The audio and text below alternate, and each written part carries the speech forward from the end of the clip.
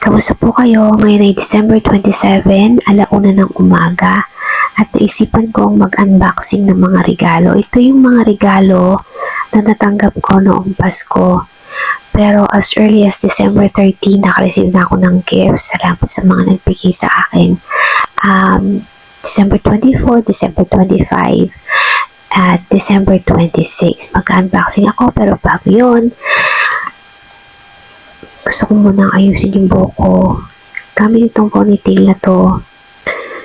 Gusto ko siya kasi nakapagbibigay siya ng illusion sa buhok ko na parang makapal yung buhok ko. Tsaka iba yung kulay niya dito sa kulay o natural color ng buhok ko. Kaya para may iba naman at para magkaroon ng style o volume yung buhok ko, naisipan kong bumili ng ganito. Ayan, unahin ko na pagbukas mula sa maliit hanggang sa pinakamabigat o bahala na. Pero unahin ko itong regalo sa akin ni sister. Bali po si sister ay asawa ng aming bishop. So thank you po, Sister Angel. Bubuksan ko na siya finally.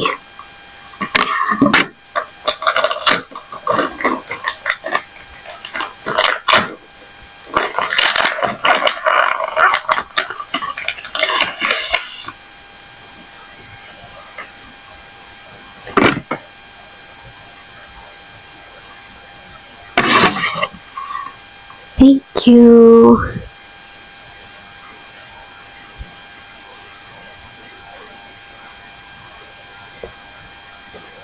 Next ay ito naman po ay galing sa aking mahal na kapatid, ang aming bunso. Open ko na siya. Pero sa totoo lang, nakita ko na siya kasi nabubuksan kasi siya iyo.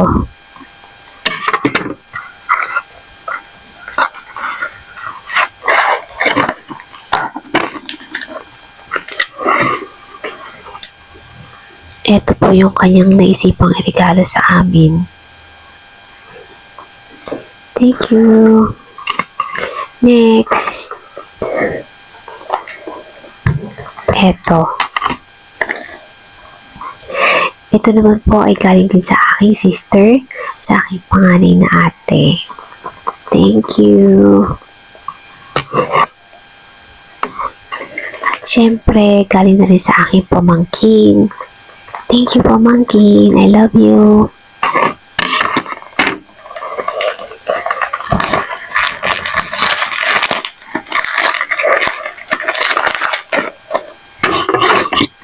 Sabi ko na hindi ako nagkamali.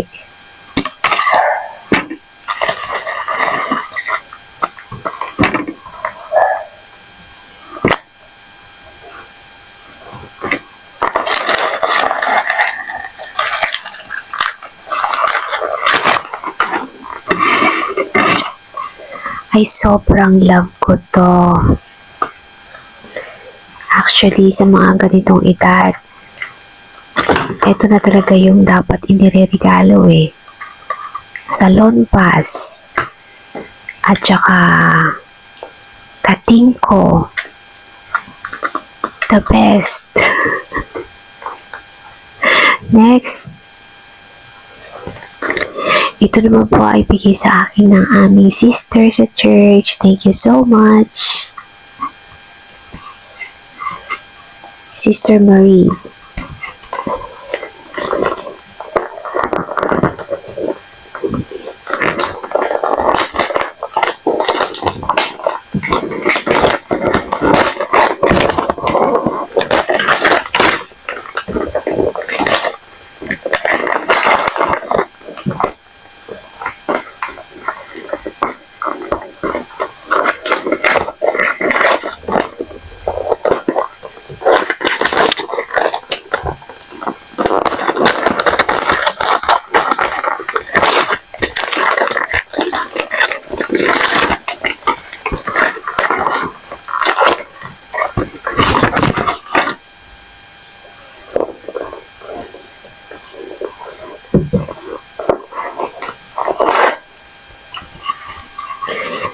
Mabango siya.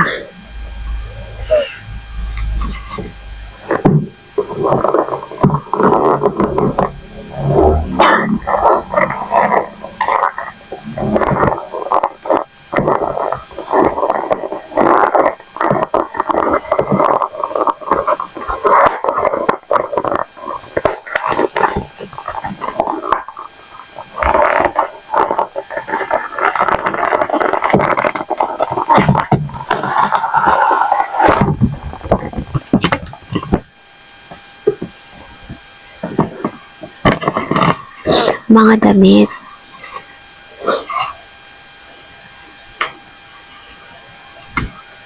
Mga damit, pwede siyang pang church.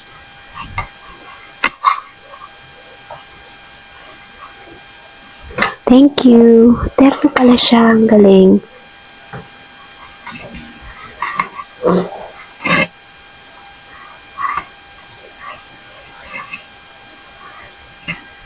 Leggings. At blouse. Next, ito, actually, ito ay regalo ng boss ng daughter ko sa kanya. Pero sa akin yung binigay. Kasi nga ito ay nuts. Alam ko na kagad.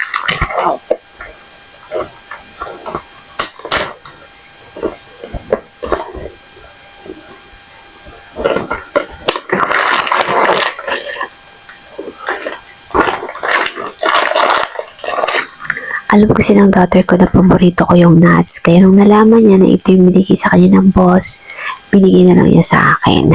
Thank you, daughter. And, of course, yung son ko naman, nagbigay siya ng gift. Pero hindi ko napapakita kasi, ano siya, money. Thank you. At next,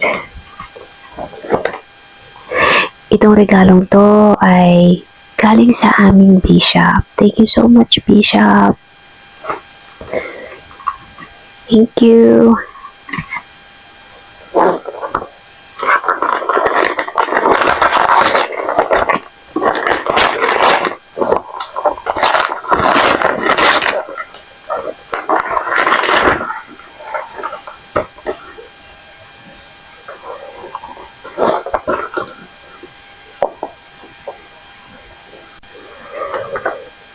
Sorry, kailangan kong i-stop yung video kasi tumutulo na yung sipon ko. Thank you so much po, Bishop.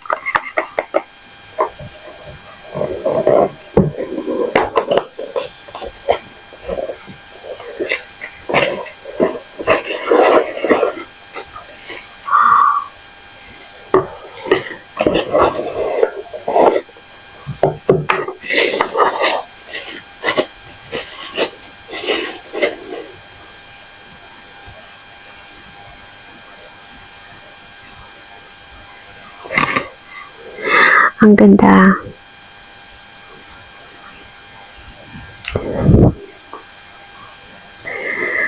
Favorite ko, isa sa mga favorite kong verses, I can do all things through Christ who strengthened me. Salamat po. Maraming salamat.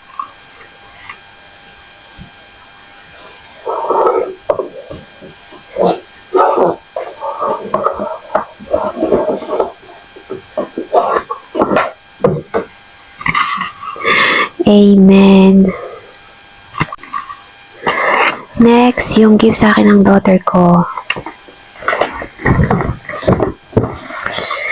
Actually, nabuksan ko na siya kasi nung 25, gusto niya na nabuksan ko to. Kaya, no choice kundi i-open ko na siya ng ganong kaga.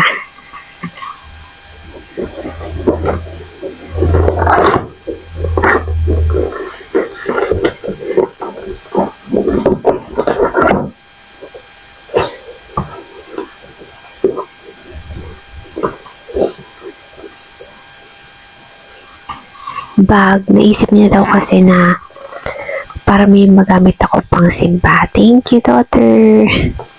I love you. I love you, daughter. I love you, my son. Next.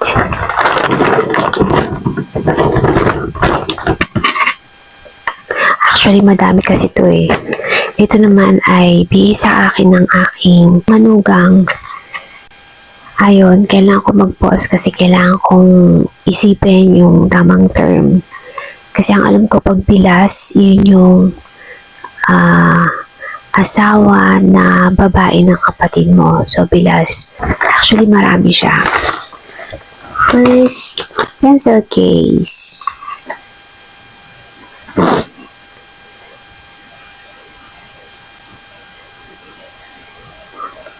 Ganda. Next ay pen. Next ay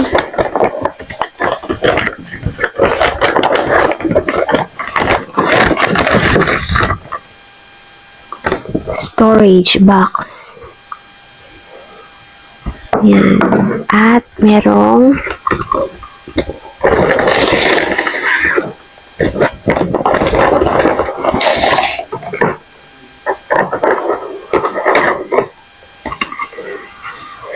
storage boxes ulit. Ayan. Ito ang naisipan nilang ibigay kasi nga mahilig ako mag-store ng mga food at yung mga lagayan ng mga abupot. Ayan. At yung pencil kasi nakikita nila mahilig ako magsulat, and pencil case kasi alam din nila na marami akong collections ng pens, markers, at pencils kasi nagsusulat ako. Yun lang. Maraming salamat.